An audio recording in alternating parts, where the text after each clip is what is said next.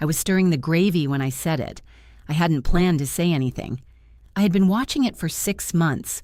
Ryan showing up on Tuesday evenings, on Saturday mornings, once for an entire weekend in October when I came home from the grocery store and found him asleep on my couch with the television on. 6 months of saying nothing, telling myself it was fine, telling myself Brittany was 31 years old and I didn't want to be difficult. But that Thanksgiving morning, he was in my kitchen at 6 a.m. in his pajamas, making himself coffee in my good mugs, and I felt something settle in me that I recognized as a decision. Before we get started, if you're new here, please subscribe. It helps the channel grow and reach more people. I waited until everyone was there. Amanda and Derek had arrived with the kids, the table was set, the kitchen was full. I chose what I thought was a reasonable moment. I said calmly while I stirred that I thought it would be good if Brittany gave me a heads up when Ryan was going to stay over, just so I could plan, just common courtesy. I thought I was being reasonable. Brittany put down the dish she was holding and looked at me. She said, "Mom, he's my boyfriend. That's a little controlling, don't you think?" Amanda, without looking up from the green beans she was trimming, said, "Honestly, Mom, he's never in the way." I said, "I'm not saying he's a problem. I'm saying it's my house, and I'd like to know who's sleeping in it." And Brittany said, not cruelly, not even loudly, with the easy confidence of someone who has never once had to consider whether they have a right to be somewhere, "Mom, it's my home too." The room moved on. Derek said something about the game. One of the kids knocked something over in the living room. Amanda went back to the green beans. I went back to the gravy. I stirred it for a long time without saying anything else. That was Thanksgiving, 2018. I was 60 years old. I had owned that house for 19 years. I had paid every mortgage payment, every property tax bill, every repair. I had raised 2 daughters in it alone. I had converted the back bedroom for my mother when she could no longer live by herself. I had never, in 19 years, missed a single payment on anything connected to that house. And I had just been told in my own kitchen that my request for basic courtesy was controlling by a daughter who had never paid rent a day in her life, in a house I owned, while I stirred the gravy I had made from scratch that morning for a dinner I had paid for at a table I had set. I did not say any of that. I seasoned the gravy. I called everyone to the table. I poured the wine. I listened to Derek's story about his co-worker's boat. I helped clear the plates. I sent everyone home with leftovers in containers I would never see again. After they left, I washed every dish by myself, wiped down every counter, turned off the dining room lights, and stood in the dark kitchen for a moment before going upstairs. Nothing dramatic. No slamming doors. No crying. Just the quiet arithmetic of a woman doing the math on 23 years in the dark, in her own kitchen, in the house that was apparently everyone's home now. This is the story of what I did next, and why it took me until I was 60 years old to do it. Before I tell you what I did in March of 2019, I need to tell you who I was in 1996. Because the woman standing at that stove, stirring gravy and saying nothing, that woman was built over 23 years, one silent decision at a time. And if you don't understand how she was built, what I did afterward won't make sense. Or worse, it will make sense too easily, and you'll miss what it actually cost. I was 38 years old when my husband Richard left. It wasn't dramatic. It was the kind of leaving that happens like a tide going out. You don't notice until you look down and realize your feet are no longer wet. One day, he was there. Then he was less there.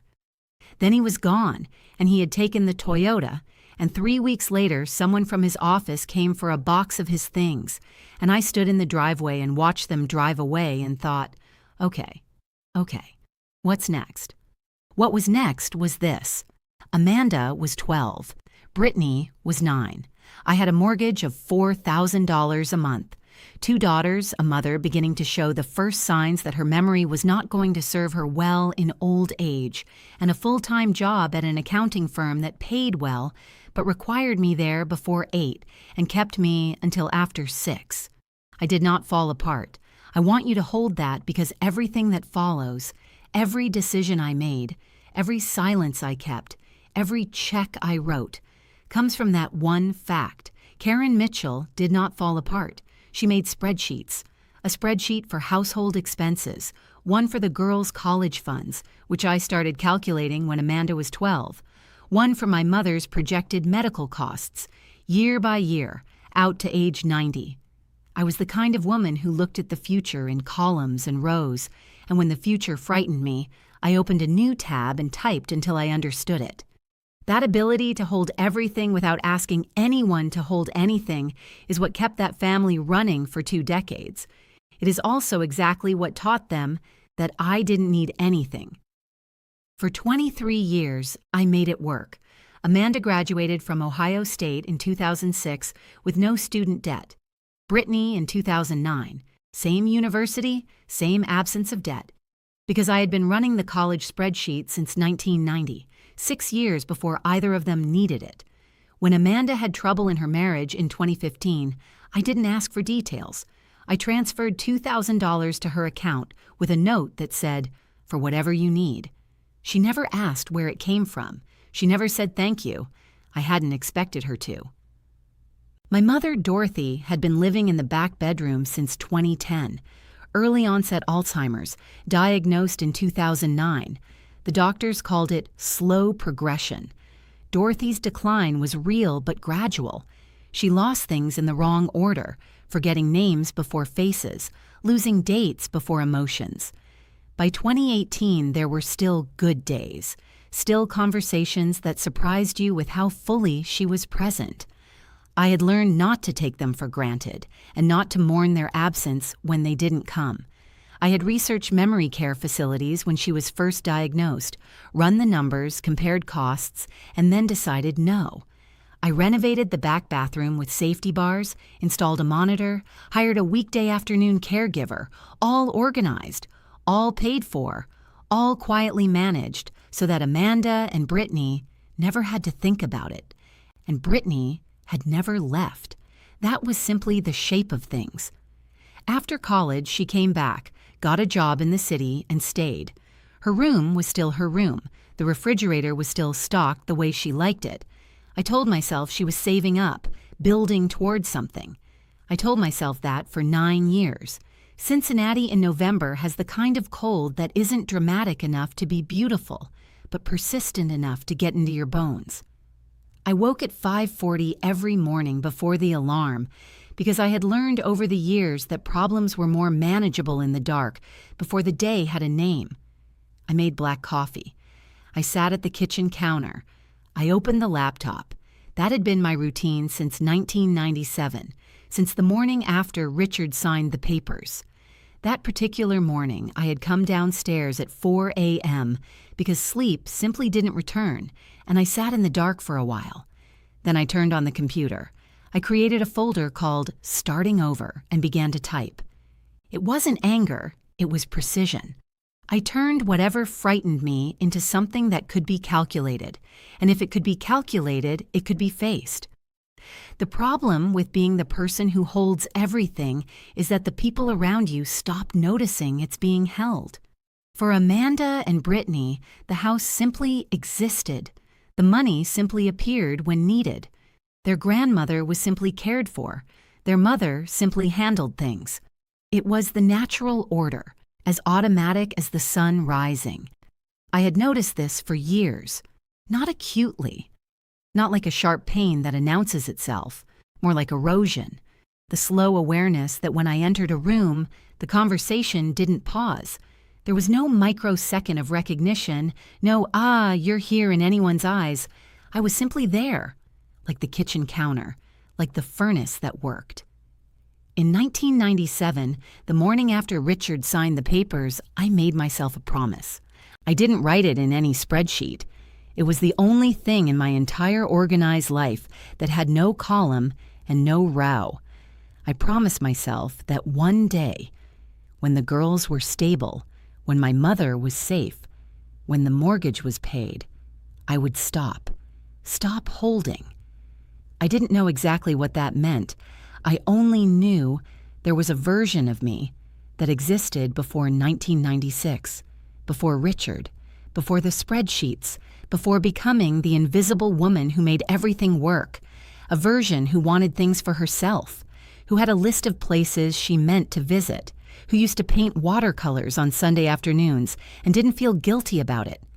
I had stopped painting somewhere in the first years after Richard left, not dramatically, not as a decision, just the way you stop doing things when every hour is already spoken for.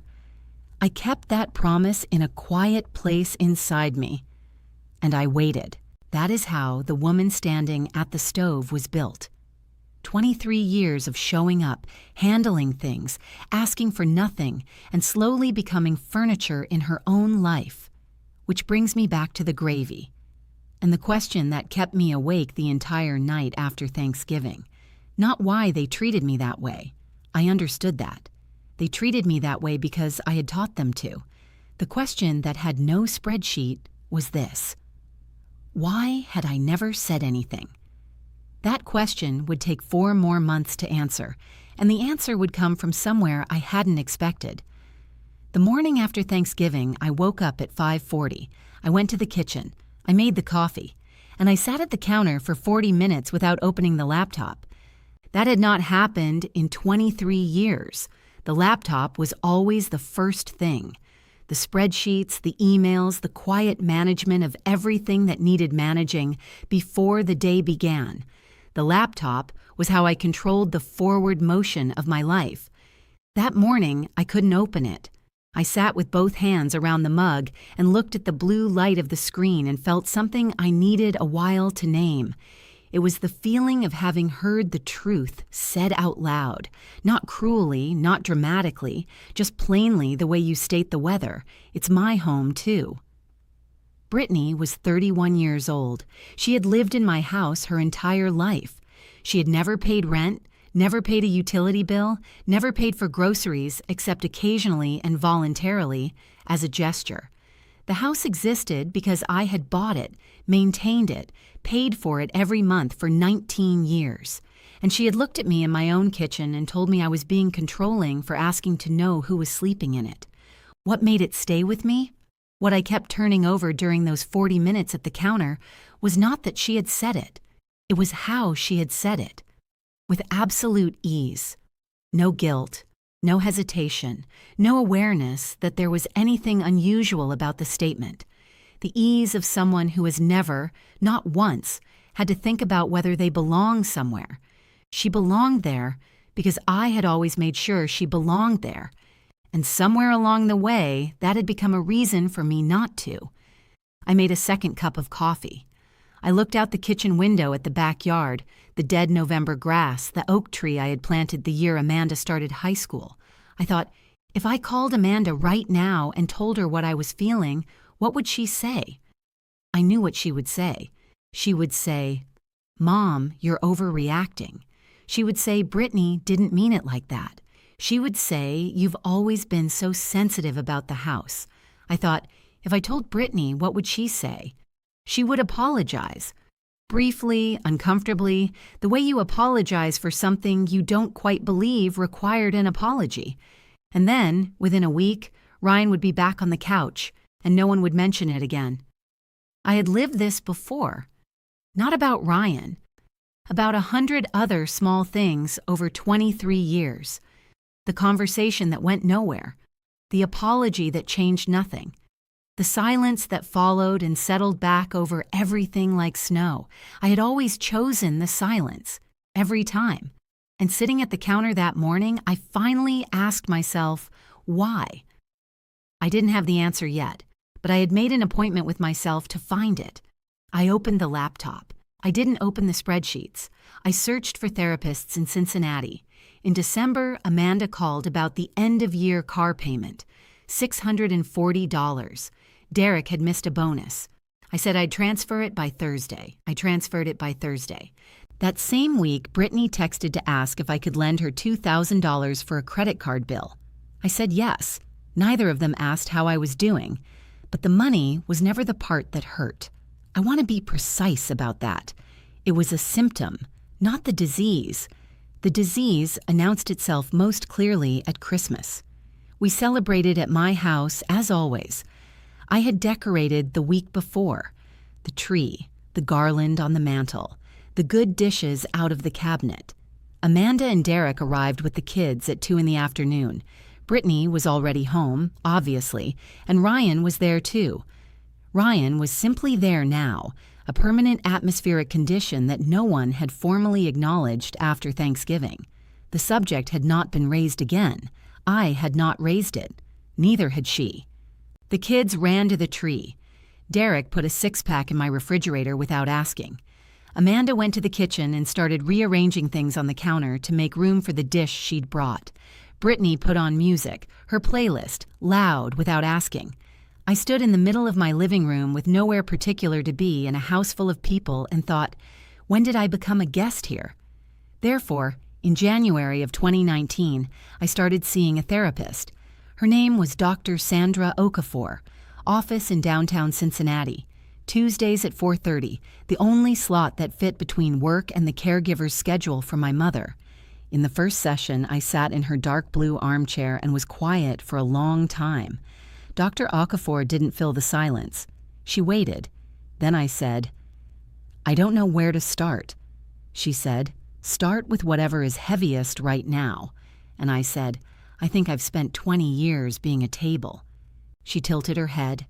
I continued, "Everyone puts things on a table. The table stays there. Nobody thanks the table. Nobody asks if the table is tired. But if the table disappears, everything crashes." She wrote something down. Then she said, "And do you want to disappear?" I thought about it. Then I said, "No, I want someone to notice that I was there." But therapy didn't give me what I had quietly hoped for. I had expected that naming the problem would begin to dissolve it, that seeing clearly, really seeing, that I had spent decades in a role no one had asked me to take, but that I had taken anyway, would be enough to shift something. It wasn't. Because the problem wasn't what I saw. The problem was what they saw. And they saw exactly what they had always seen. Karen was there. Karen handled things. Karen didn't need anything. In February, my mother had a bad night. The caregiver called at 11 p.m. I went down the hall to the back bedroom and sat in the chair beside Dorothy's bed until 3 in the morning, holding her hand while she slept fitfully. I texted Amanda and Brittany to let them know. Amanda responded at 10 the next morning, "Good thing you were there." Brittany liked the message.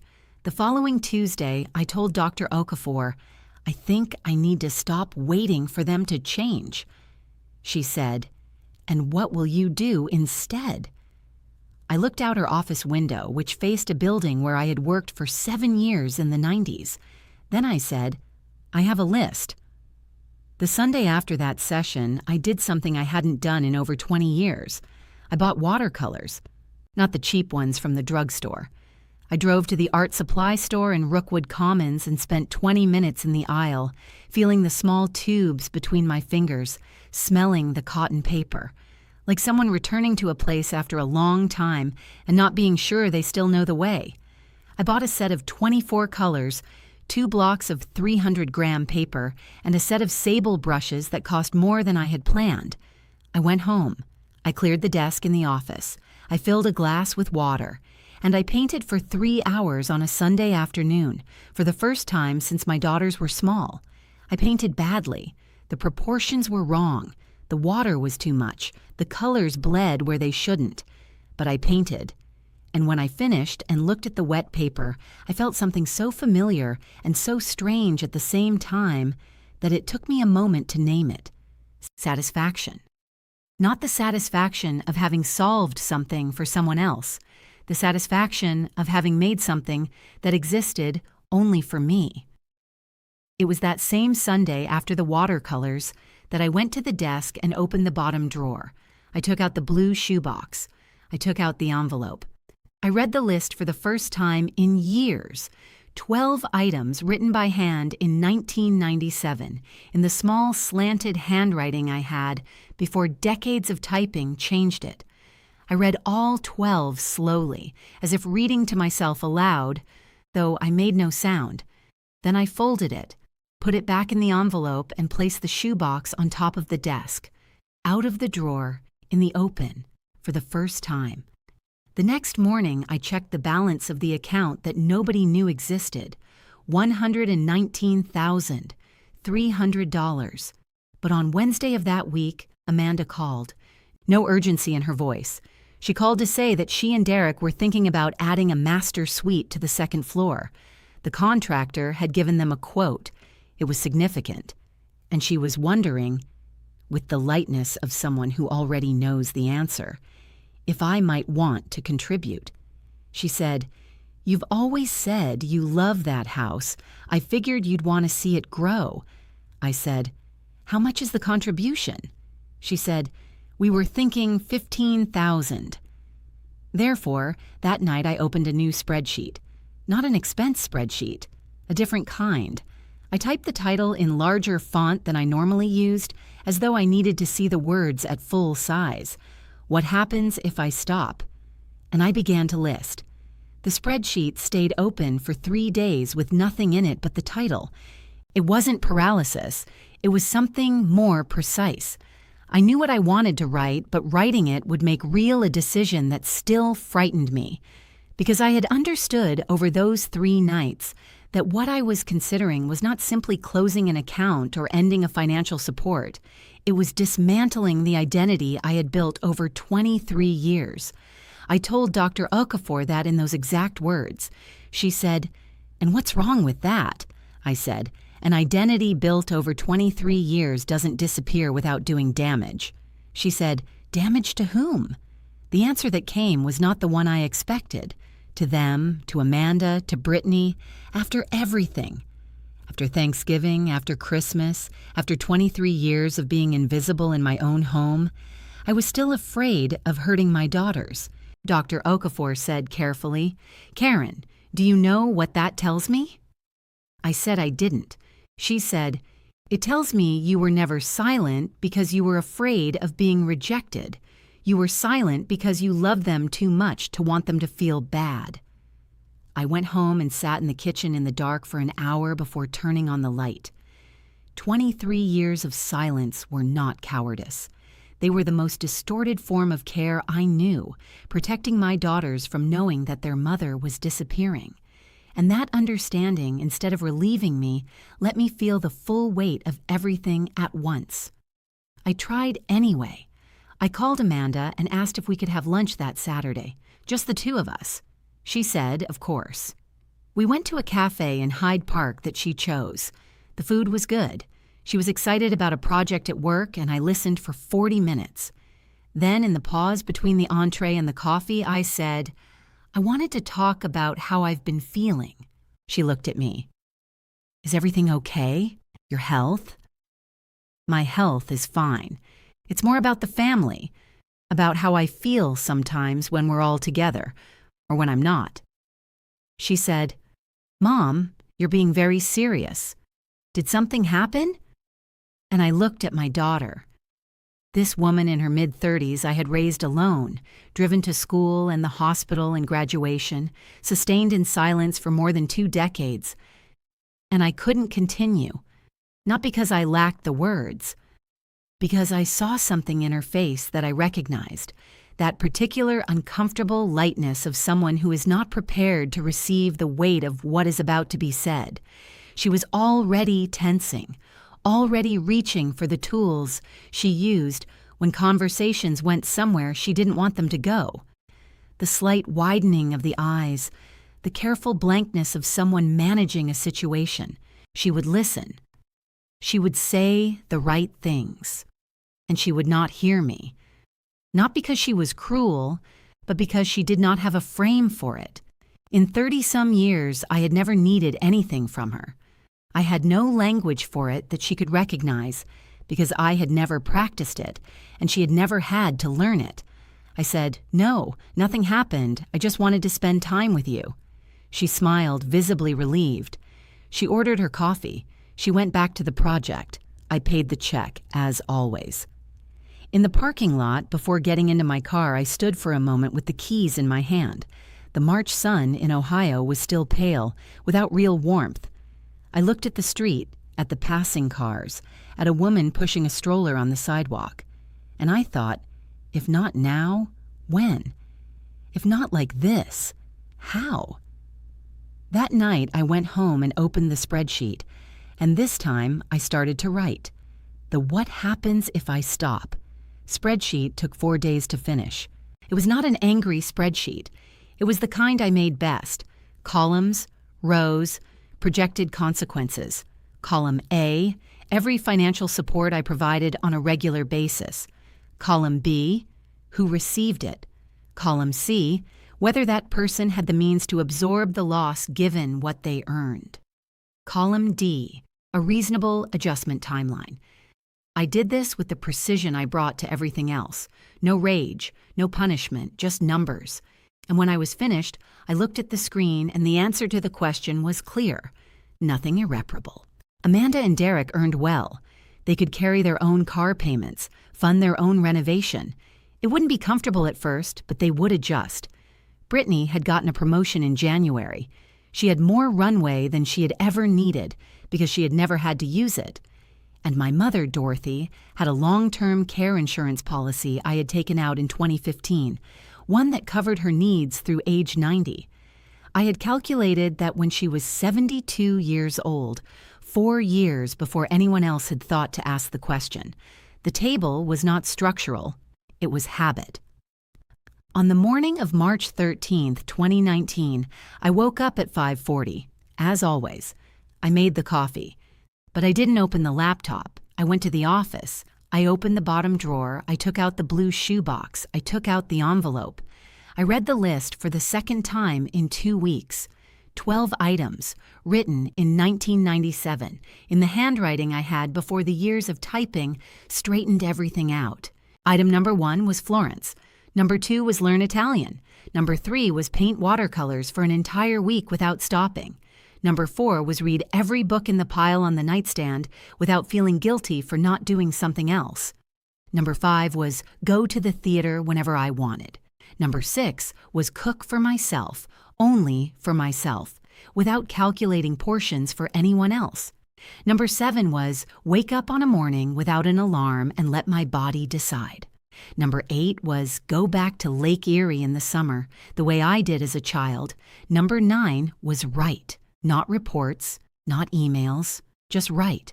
Number 10 was meet someone. Not urgently, just not close off that possibility the way I had closed it for 23 years. Number 11 was, and this one I had underlined twice in 1997, allow the people I love to feel the consequences of their own choices, not with cruelty, with respect. And number 12, written in smaller letters than all the others, almost shyly. Find out who I am when I'm not holding everyone together. I looked at that last item for a long time. Then I folded the paper, put it back in the envelope, put the envelope in the pocket of my cardigan, and went to the computer. I opened the bank's website, not the main account, the other one. $119,300. 22 years of index fund returns, compounding quietly in the background while I was paying attention to everything else. I had built an exit without knowing I was building an exit. In 1997, sitting in the dark at 4 in the morning with $200 left over, I had made the only deposit that was just for me. And I had kept going, month after month, almost without thinking. The way you keep a spare key somewhere safe without ever expecting to need it. Now I needed it. I opened a second tab, flights, Cincinnati to Florence. Not round trip, one way. Return date open. I moved in 3 steps, over 10 days. The first step was about my mother. I scheduled a formal meeting. I used that word deliberately, meeting, with Amanda and Brittany at the house on a Friday afternoon. When they arrived and saw the folder of documents on the table, they went quiet in the particular way people go quiet when they realize a conversation is going to require something of them. I handed out the copies. It was a complete briefing on Dorothy's care. the insurance policy and how to use it, the caregiver's full contact information and schedule, what my mother liked for her afternoon snack, which television programs she still recognized and found calming, a calendar of medical appointments for the year, a medication list with generic and brand names, dosages, and timing. I said, "From this point forward, the two of you share this responsibility. I will still be present in your grandmother's life, but the coordination passes to you." Brittany said, "But you've always done this." I said, "I know, now you will." Amanda looked at the documents for a long moment. Then she said, "Is something happening with you?" I said, "I'm fine, I'm redistributing." The second step was financial. I didn't cut anything abruptly. I sent each of them a letter, not an email, a letter on paper by mail, explaining that beginning the following month, the regular financial supports would end. I listed what would stop. I gave 60 days to adjust. I wished them well, and I meant it. Amanda called 15 minutes after receiving hers. She said, "Mom, what is this?" I said, "It's what it says. Is there a specific point you need clarification on?" A long silence, then, "Are you angry at us?" And I, sitting at my kitchen counter, coffee in hand, looking at the morning light through the window, said the most honest thing I had said in 23 years. "I'm not angry. I'm leaving." Leaving where? To the place I chose. What place? What is happening to you? Nothing bad. I'm just starting. Starting what? I don't know yet, but it's too late not to find out. The third step was the account, not the private account. That stayed. What I closed was the family account I had maintained since 2005, the one that functioned as a shared safety net that Amanda and Brittany both had access to, that had been drawn from 6 times in the last 4 years without anyone asking first. It had $18,000 in it. I transferred it to myself and closed it. That same day, I bought the ticket to Florence. Departure in 6 weeks. Return open. I rented a small apartment in the Oltrarno neighborhood for 3 months with the option to renew, and I called Dr. Okafor, not for a session, but to ask for a referral to a therapist in Florence who saw patients in English. In the days that followed, Amanda tried twice to have the larger conversation. I listened. I responded carefully. I didn't defend myself or explain more than was necessary. Brittany sent a long text at 11 at night, full of questions. I read it and answered the next morning, going through each one. Derek called once, which surprised me. He said he didn't understand what had happened. I said I understood that he didn't understand and that it was all right. Nobody asked, "Are you okay?" They asked, "What is going to happen to us?" And I noticed, without judgment, that it had probably always been this way. The questions had always been about what I provided, not about who I was. The night before I left, I went down the hall to say goodnight to my mother. She was having a good day, one of her clearer ones, when the slow progression worked in her favor and the woman she had always been came back into focus. Dorothy was in her armchair with a shawl around her shoulders, watching a cooking show on television. I sat on the couch beside her. We watched together for a while without talking. Then Dorothy said, without taking her eyes from the screen, "You're going, aren't you?" I was quiet for a moment. I said, "I am." She said, "Good." I said, "You'll be okay?" She said, "I've always been okay. So will you." We watched for another hour. I left a little after 8. I kissed her on the forehead. Dorothy said, while I was already at the door, "Florence is beautiful in May." I turned around. She was looking at the television. I said, "How do you know?" She said, "I know a lot of things you think I don't." The plane left Cincinnati at 6:40 in the morning. I was in seat 14A, window side. The Ohio sky was still dark when we left the runway. I watched the city lights below, the grid of illuminated streets, the darker shape where Hyde Park was, where Amanda lived, where I had been 100 times to handle things that were not mine to handle. Then the clouds covered everything, and there was nothing left to see. I had the blue shoebox in my carry-on, the envelope, the list. I had added a 13th item that morning, written with the same blue pen from 1997, trying to match the handwriting I'd had before everything changed it. The item said, "Find out whether the Florence I imagined is better or worse than the real one, and not care which it turns out to be." 6 weeks after arriving, I sent a short email to Amanda and Brittany. It wasn't an explanation. It wasn't an apology. It wasn't an opening for negotiation. It was 3 photographs. The first was a watercolor I had painted that morning, the Ponte Vecchio, with the most wrong colors in the world and a quality I would describe as enthusiastic disaster. The second was an outdoor cafe table with a cappuccino and a book and nothing else in the frame. The third was me, sitting on stone steps with the afternoon light on my back, smiling. Not the smile of someone posing, but the kind a camera catches at the wrong moment, which is always the right one. The caption said only, "I'm here." Amanda responded hours later. 2 words, "Good, Mom." I read those 2 words 3 times, not because I needed to, because I wanted to. Then I closed the laptop. I went outside. I turned left on the stone street. I walked in the direction of the river with no destination and no plan and no one waiting for me to arrive.